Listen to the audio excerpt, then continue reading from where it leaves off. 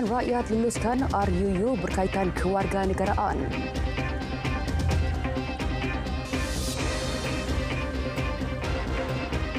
Salam Malaysia Madani, saya Cumi Sandraj. Dewan Rakyat meluluskan rang undang-undang RUU Perlembagaan Pindaan 2024 berkaitan kewarganegaraan.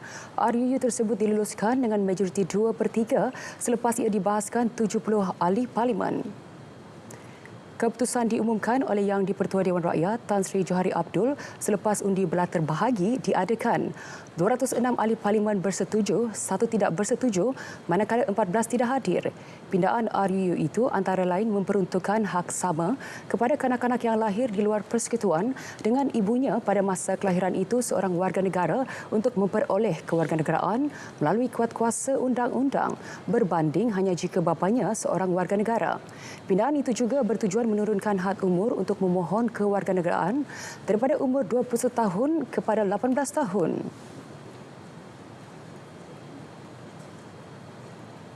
Seorang kontraktor dan anak saudaranya didakwa di Mahkamah Magistrate Citra atas tuduhan membunuh pesara Felkra Sabari Baharum.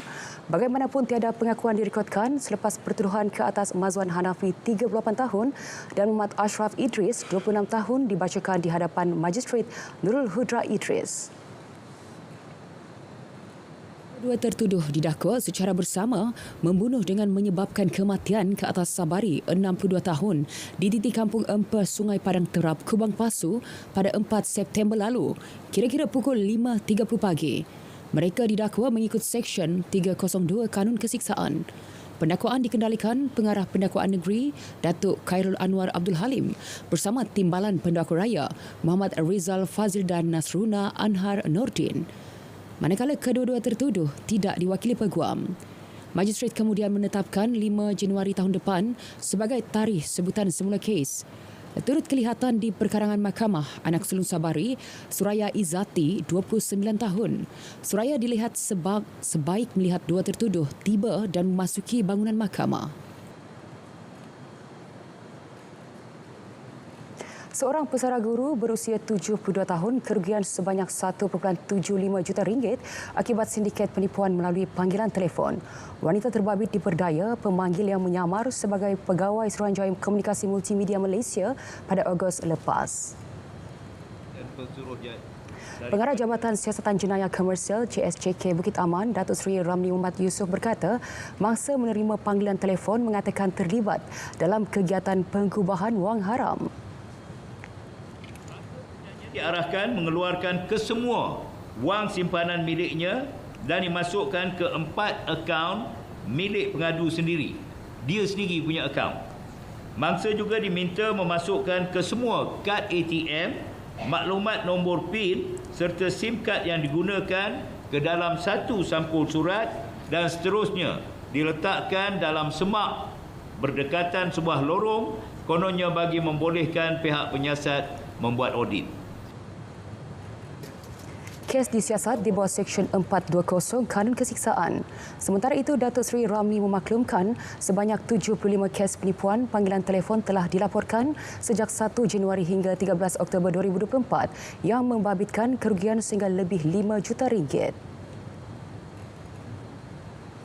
Seorang remaja perempuan berusia 17 tahun ditemukan maut dalam kebakaran sebuah rumah teres 2 tingkat di Saujana Impian Kajang petang tadi. Penolong Pengarah Bahagian Operasi Jabatan Bomba dan Penyelamat Malaysia JBPM Selangor, Ahmad Mukhlis Mukhtar berkata, mangsa ditemui dalam bilik di tingkat atas. Beliau berkata pihaknya menerima maklumat mengenai kejadian pada 4.20 petang.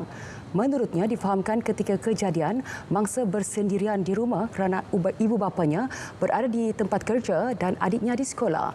Kebakaran membabitkan kemusnahan rumah kira-kira 80% dan punca kejadian masih dalam siasatan.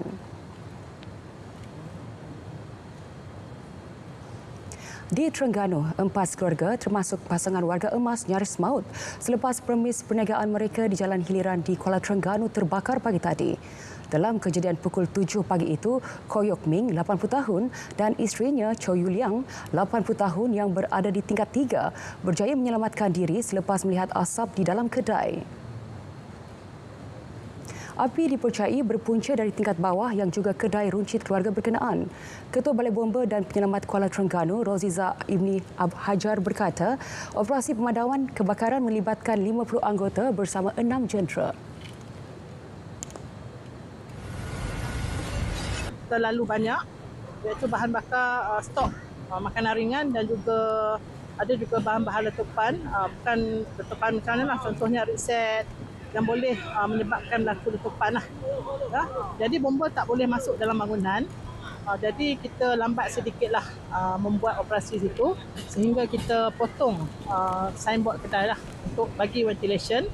Kemudian barulah bomba dapat masuk ke dalam bangunan apabila kita potong grill dan sebagainya. Punca kebakaran dan nilai kerugian masih dalam siasatan. Lelaki warga Myanmar ditemukan mati dengan peha kiri putus dipercayai dibaham harimau di hutan berhampiran ladang Cili di Batu Melintang Jeli semalam. Ketua Polis Daerah Jeli, Superintendent Sari Yaakob berkata, mayat mangsa ditemui rakannya pukul 9.15 pagi tadi, kira-kira 300 meter dari rumah kongsi mereka. Mangsa disedari hilang selepas rakannya terdengar bunyi harimau mengaum berdekatan ladang mereka bekerja. Pihak polis bersama Jabatan Perkhidmatan Jeli ke lokasi selepas menerima maklumat mengenai kejadian. Pemeriksaan mendapati terdapat kesan kecederaan di leher, muka dan badan mangsa dipercayai akibat dibaham serta dicakar harimau. Menurutnya, kaki kiri yang putus turut ditemui di sebelah badan mangsa. Mayat mangsa dihantar ke Hospital Daerah Jeli untuk dibedah siasat. Polis Selangor hari ini melupuskan pelbagai jenis dadah dianggarkan bernilai RM131.7 juta yang telah selesai kes mahkamah. Pelupusan membabitkan 1.99 tan metrik dan hampir 268,000 liter dadah jenis ketamin, syabu, heroin, pil ekstasi dan cecair ketum. Ketua Polis Selangor, Datuk Husin Omar Khan berkata, kesemua dadah yang dilupuskan melibatkan 5,894 kertas siasatan bagi tempoh 2009 hingga 2024. Aktiviti penggunaan dadah semakin serius, peruntukan seksyen penalti lebih berat, iaitu seksyen 39C Akta Denda Berbahaya 1952 yang membutuhkan hukuman penjara melebihi 5 tahun dan kurang daripada 7 tahun dan 1 hingga 3 sebatan terhadap pesalah-pesalah bagi kesalahan memasukkan dadah ke dalam badan secara berulang. Sementara itu, beliau berkata bagi tempoh Januari hingga September tahun ini, Jabatan Siasatan Jenayah Narkotik CSJN Selangor telah menahan 18,878 penagih dan pengedar dadah. Kanak-kanak perempuan berusia 12 tahun yang dilaporkan hilang di Klang awal Oktober lalu dipercayai dicabul selain nyaris dijual kepada sindiket pelacuran. Ketua Polis Selangor, Datuk Husin Omar Han berkata, perkara itu berdasarkan siasatan yang dijalankan selepas mangsa berjaya diselamatkan. Menurutnya, mangsa dibawa dan ditahan sepanjang 4 hari di sebuah pangsapuri di Setia Alam. Siasatan awal juga mendapati mangsa dipercayai diberikan rokok elektronik yang menghayalkan sebelum dicabul. Beliau berkata 6 suspek berusia lingkungan 13 hingga 23 tahun kini direman bagi membantu siasatan. Manakala 2 lagi individu berkaitan sindiket pelacuran sedang dikesan. Kes disiasat di bawah Seksyen 363 Kanun Kesiksaan. Dadah lebih 300 kg dianggar bernilai RM10 juta berjaya dirampas dalam satu serbuan di tempat letak kereta di Kajang Perdana Kajang. Seorang lelaki berusia 25 tahun turut ditahan. Pengarah Jabatan Siasatan Jenayah Narkotik CSJN Bukit Aman, Datuk Seri Kau Kok Shin berkata, dadah tersebut ditemui dalam kenderaan utiliti sukan SUV yang dipandu lelaki berkenaan. Jadi pemeriksaan telah dibuat ke atas kereta tersebut dengan disaksikan oleh suspek yang ditangkap tu, di mana dalam kereta itu terdapat 15 bunyi plastik yang terletak di belakang tempat duduk penumpang dan di bonet belakang. 15 bunyi dan kita selepas pemeriksaan setiap bunyi plastik itu buka terdapat 20 bungkusan seperti mana tertera dekat depan ini 20 bungkusan. Suspek direman selama 6 hari dan kes disiasat di bawah Seksyen 39B Kanun Kesiksaan. 2 lelaki dan 3 wanita tempatan ditahan dalam beberapa serbuan sekitar Georgetown kerana disyaki terlibat dalam sindiket pengedaran dadah. Serbuan turut menemui ganja lebih 26 kg bernilai RM115,000. Ketua Polis Pulau Pinang, Datuk Hamzah Ahmad menerusi satu kenyataan berkata, pihaknya merampas 3 beg dan 47 plastik lut sinar mengandungi daun kering dipercayai ganja. Turut disita sebuah motosikal bernilai RM5,000. Hasil risikan, sindiket tersebut telah bergiat aktif sejak pertengahan tahun ini. Kesemua suspek berusia 24 hingga 36 tahun direman 7 hari bermula semalam. Ujian saringan air kencing mendapati 3 suspek positif dadah, manakala 2 suspek mempunyai rekod lampau berkaitan dadah. Kes disiasat di bawah Seksyen 39B Akta Dadah Berbahaya 1952. Perkembangan banjir di Temerloh Pahang. Jumlah penduduk terjejas sedikit berkurangan dengan 1,751 orang ditempatkan di 9 pusat pemindahan sementara PPS setakat 10 malam tadi berbanding 1,795 orang petang tadi. Menurut portal info bencana Jabatan Kebajikan Masyarakat, penduduk terjejas paling ramai dipindahkan ke PPS Dewan Sekolah Menengah Kebangsaan SMK Seri Semantan iaitu 725 orang. Diikuti PPS SK Desa Bakti yang menempatkan 675 orang, SMK Mentakab seramai 134 orang, SK Bukit Cermin membabitkan 96 orang, manakala SMK Bukit Cermin menempatkan 69 orang dan SK Lancang 5 orang. Selain itu, seramai 25 penduduk terjejas turut berlindung di PPS SK Mentagap, 16 orang di Masjid Kampung Bongsu dan 6 orang di tapak pemindahan Kampung Gantok.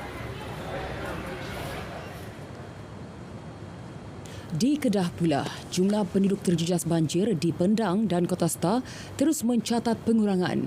PPS SK Titi Gajah dan SK Taman Aman juga ditutup sepenuhnya. Sekretariat Jawatan Kuasa Bencana Negeri Kedah memaklumkan seramai 189 penduduk terjejas daripada 655 keluarga berlindung di 5 PPS iaitu 3 PPS di Kota Star dan 2 di Pendang. Di Pendang, seramai 303 penduduk daripada 80 keluarga berlindung di Dewan Rakan Sukan Pendang dan di SMK Pendang. Manakala 352 penduduk daripada 109 keluarga ditempatkan di SMK Alur Merah, SK Seri Gunung dan SMK Simpang Kuala. Angkatan Pertahanan Awam Malaysia APM memerlukan aset tambahan lebih canggih bagi memastikan operasi penyelamat pantai dapat dilaksana lebih baik serta efisien. Ketua Pesuruhjaya Datuk Aminur Rahim Muhammad berkata, antara peralatan yang diperlukan termasuk pelampung penyelamat kawalan jauh dan dron penyelamat. Menurutnya, penggunaan peralatan berteknologi tinggi itu berupaya melancarkan lagi operasi mencari dan menyelamat serta mengurangkan risiko dihadapi anggota penyelamat. Kita sedang usahakan menambah bukan sahaja remote dan juga drone. Kita ada beberapa teknologi baru yang drone tu membawa seperti mana macam baju penyelamat lah. Jadi dia akan lepaskan.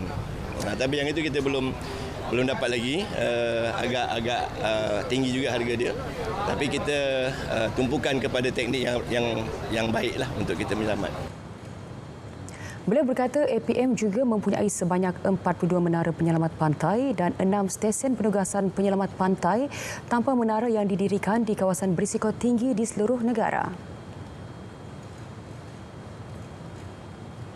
Operasi bersepadu Opnaga berjaya merekodkan 598 penahanan bot dan nelayan asing dengan nilai rampasan berjumlah RM209 juta. Ketua Pengarah Agensi Penguatkuasaan Maritim Malaysia, Datuk Muhammad Rosli Abdullah berkata, jumlah itu direkodkan dalam tempoh 5 tahun sejak Mei 2019 hingga September lalu.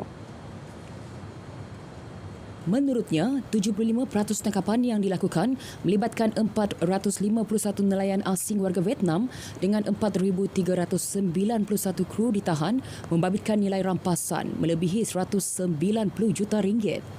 Operasi dikoordinasikan Maritim Malaysia itu turut membabitkan agensi penguatkuasaan lain termasuk tentera, polis, kastam, imigresen, Jabatan Laut dan pihak pelabuhan.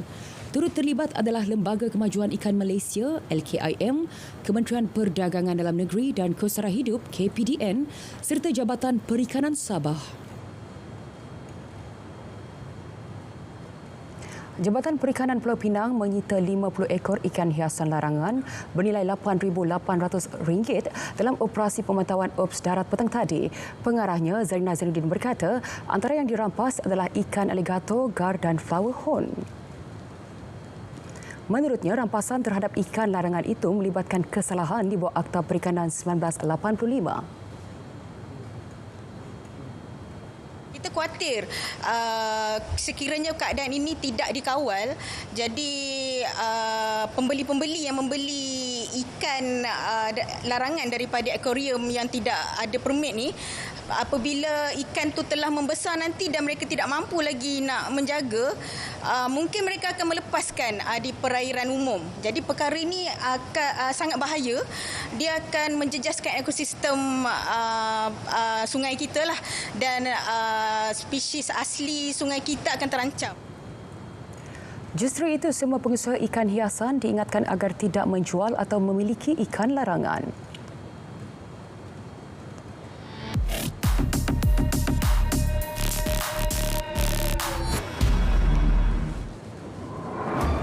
Tular, kononnya permohonan bantuan barang dapur RM300 dibuka kerajaan. Caranya mudah, mereka hanya perlu klik pautan yang diberi. Di situ, mereka dikehendaki mengisi butiran diri dan hanya perlu tunggu bantuan tiba. Semakan pasukan biar betul mendapati maklumat yang dikongsi tak benar. Ini kerana tiada skim bantuan seumpama diperkenal kerajaan. Laman sesawang yang disediakan juga meragukan. Selain alamatnya tak sama, butiran yang dipapar juga pelik. Individu yang memberi maklumat diminta berisiko jadi mangsa penipuan dan kecurian data. Silap-silap bukan bantuan diterima. Sebaliknya, wang simpanan lesap dikebas sindiket penipuan. Bagi mengelak jadi mangsa, orang ramai disaran hanya layari laman sesawang rasmi. Sebagai alternatif, pemohon juga boleh hadir ke pejabat LHDN. Usah jadi mangsa, tak perlu tambah bilangan mangsa dengan kongsi video sama. Terima bahan fitnah atau disyaki tidak betul, segera lapor ke MCMC. Biar betul, tak pasti, jangan kongsi.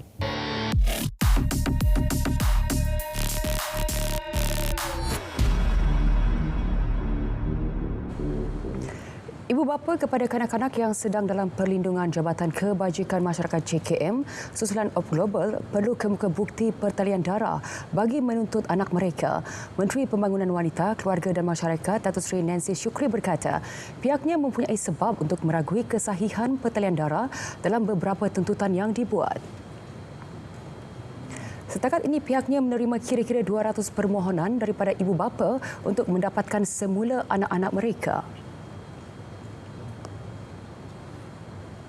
Kita perlu menjalankan penelitian dulu. Sebab apa kita perlu mengadakan penelitian itu kerana mungkin ada yang betul-betul ibu.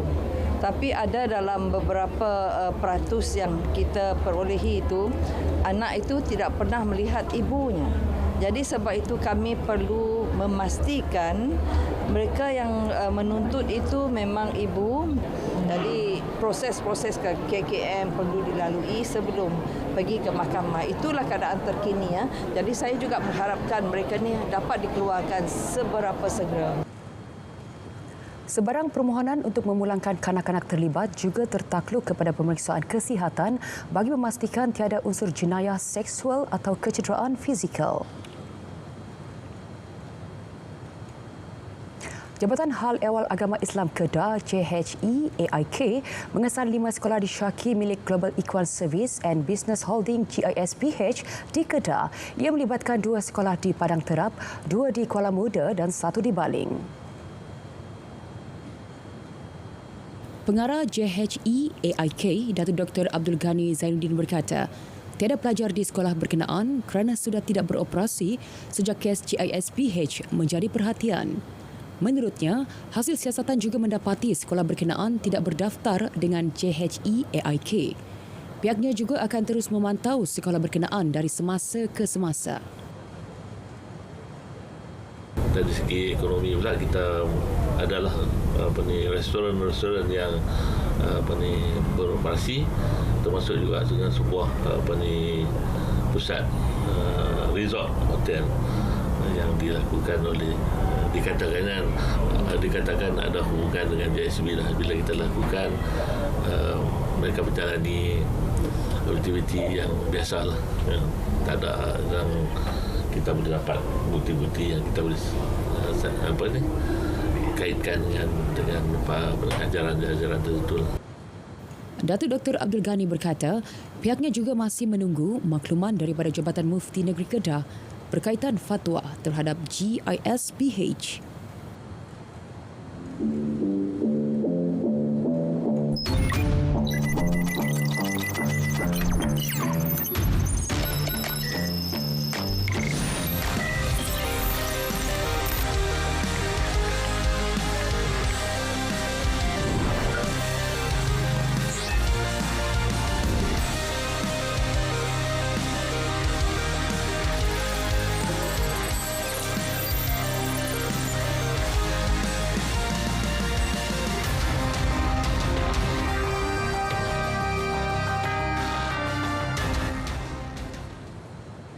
Elemen futuristik dan teknologi canggih antara kelainan yang akan dibawa RTM menerusi siaran langsung Belanjawan 2025. Elemen pertama kali ditonjolkan akan menampilkan pengacara bukan manusia, Fiona, yang juga mengemudi siaran berkenaan. Ia antara kelainan yang dibawa menerusi RTM selain memenuhi aspirasi kerajaan untuk mengintegrasikan elemen kecerdasan buatan AI dan teknologi dalam penyiaran. Robot ini dia akan ada movement, ada pergerakan dan dia boleh bercakap, dan yang paling best sekali dia mengambil tugas seorang pengacara. Ada segmen-segmen yang utama yang mana robot ini akan menemubual penganalisis dan juga menemubual pemain-pemain industri yang kita bawakan. So akan ada segmen yang mana pengacara manusia iaitu Ismail dan juga Raja Sufia yang akan bersama di set utama kita menemubual panelis. Tetapi ada juga segmen yang mana robot ini bertindak sebagai pengacara. Program ini turut disiarkan dalam dua bahasa iaitu bahasa Melayu dan bahasa Inggeris. Belanjawan 2025 kali ini juga bukan sahaja dalam bahasa Melayu tetapi juga dalam bahasa Inggeris yang akan disiarkan secara langsung menerusi TV2. Jadi Belanjawan 2025 dalam bahasa Melayu dan bahasa Inggeris ini bukan sahaja boleh ditonton di kaca televisyen tetapi juga melalui platform media sosial. Selain Fiona, pengacara utama Belanjawan 2025 ialah Ismail Adnan dan Raja Sufia yang akan membincangkan isu-isu berkaitan. Menjelang pembentangan Belanjawan 2025 esok, Perdana Menteri Datuk Seri Anwar Ibrahim berkesempatan meninjau persiapan akhir di Kementerian Kewangan. Beliau berkata Belanjawan 2025 akan memacu lagi pertumbuhan ekonomi dan memberi keadilan kepada rakyat terbanyak. Datuk Seri Anwar yang juga Menteri Kewangan dibawa melawat ruang operasi Belanjawan 2025. Seramai 213 petugas membabitkan beberapa pasukan terlibat penyediaan belanjawan ini. Antaranya pasukan cukai, pasukan fiskal dan ekonomi, pasukan pejabat belanjawan negara dan pasukan infografik. Perdana Menteri mendapati kesiapsiagaan pasukan belanjawan dan warga Kementerian Kewangan begitu rapi. Beliau mengucapkan terima kasih kepada warga kerja serta semua pihak terlibat memberi cadangan menjayakan Belanjawan 2025. Belanjawan 2025 bertemakan ekonomi madani, negara makmur, rakyat sejahtera merupakan belanjawan ketiga dibentangkan di bawah kerajaan madani. Belanjawan ini juga adalah yang terakhir di bawah rancangan Malaysia ke-12 sebelum beralih kepada rancangan Malaysia ke-13 untuk tempoh 5 tahun akan datang. Raja Muda Selangor Tengku Amir Shah berkenan berangkat ke sidang kemuncak perniagaan antarabangsa Selangor SIBS 2024 yang diadakan di Pusat Konvensyen Kuala Lumpur. Keberangkatan tiba baginda diiringi Menteri Besar Selangor Datuk Seri Amiruddin Shahari dan disambut oleh Esko Pelaburan Eng Zihan. Baginda turut mengadakan pertemuan tertutup selama 1 jam dengan duta-duta negara yang terlibat dalam sidang kali ini. Selesai pertemuan, Raja Muda Selangor kemudiannya dibawa meninjau ke reruai pempamer sambil beramah mesra dengan para pempamer. Mengangkat tema Selangor Gateway to ASEAN, persidangan ini bertujuan memperkukuh kedudukan Selangor sebagai pusat perdagangan antarabangsa. SIBS 2024 berlangsung dari 16 hingga 19 Oktober dengan menampilkan 3 program utama iaitu Selangor International Expo F&B, Konvensyen Sains Hayat Selangor dan Konvensyen Bandar Pintar dan Ekonomi Digital Selangor. Acara ini dijangka menarik lebih daripada 12,000 pelawat dari 18 negara dengan lebih 650 gerai pameran dari pelbagai sektor.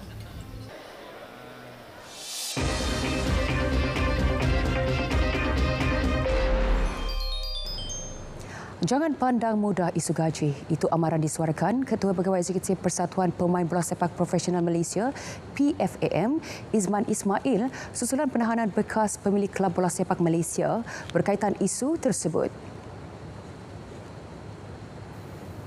Menurut kenyataan PFAM, perintah tangkapan yang dikeluarkan mahkamah itu adalah kali pertama bagi kes yang membabitkan tunggakan gaji Kelab Bola Sepak Malaysia. Oleh itu, beliau berharap kes berkenaan menjadi pengajaran kepada semua pihak. Terdahulu, seorang bekas pemilik pasukan kuatan FA dan Makera United ditahan di Mahkamah Session Shah Alam selepas selesai prosiding sebutan kes jenayah berkaitan penipuan. Dia didakwa mengingkari perintah mahkamah untuk membayar tunggakan gaji berbaki 1.4 juta ringgit, membabitkan 46 pemain dan 12 pegawai kelab itu pada 2018. Pasukan bola sepak wanita negara sedia menggalas cabaran berdepan pasukan Arab Saudi dan Laos pada perlawanan persahabatan di Dubai 23 dan 26 Oktober ini. Ketua Jurulatih Salim Al-Zaubi berkata, skuadnya kali ini bakal menampilkan kelainan dengan penampilan beberapa muka baru. Solin akui gembira dengan prestasi dan komitmen yang diberikan mereka, meskipun kebanyakan pemain pertama kali menyertai kem latihan kebangsaan. I was happy. Yeah, they showed commitment, they showed discipline, especially the players who were before with us. I think now they are used to be in the national team, so they showed the professionalism that I was looking for, and I'm happy because definitely they can teach the young players. Seramai 24 pemain dipanggil sertai kem latihan pusat di Stadium Merdeka yang bermula semalam. Skuad Malayan Tigers bakal berlepas ke Dubai Ahad ini. Sementara itu, Juliana Barek meluahkan rasa teruja dipilih menyertai skuad kali ini. Oleh itu, beliau tekad memberi aksi terbaik sekiranya beraksi pada perlawanan nanti. Saya akan buat yang terbaik lagi di pasukan ini dan mencuba untuk fight untuk mendapatkan masuk First A. Pengalaman dari saya perlu banyak improve dari segi game, passing, technical dan lain-lain. Sekian berita tengah malam dari Sungai ke Segara, Palestin pasti merdeka. Salam Malaysia Madani.